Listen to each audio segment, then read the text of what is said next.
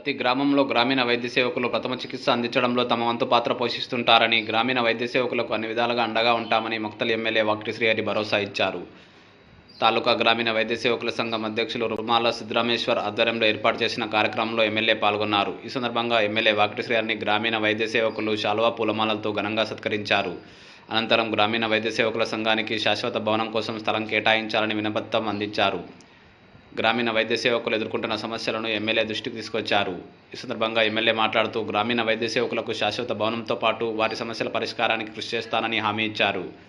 కార్యక్రమంలో నేతలు గైనోల గోపాల్ రెడ్డి, రవికుమార్ యాదవ్, ఆనంద్ గౌడ్, కావల్తాయప్ప, గ్రామీణ వైద్య సేవకుల సంఘం తాలూకా ఉపాధ్యక్షుడు సూర్యప్రకాష్ రెడ్డి, తాలూకా కార్యదర్శి ఖాజా హుస్సేన్, తాలూకా కోశాధికారి ఆనంద్, మండలాధ్యక్షులు చక్రధర్, ఉపాధ్యక్షులు తిరుపతి, ప్రధాన కార్యదర్శి శంకర్, కార్యదర్శి రామకృష్ణ, కోశాధికారి ఆనంద్, ప్రచార కార్యదర్శి లక్ష్మీపతి, గ్రామీణ వైద్య సేవకులు తదితరులు పాల్గొన్నారు.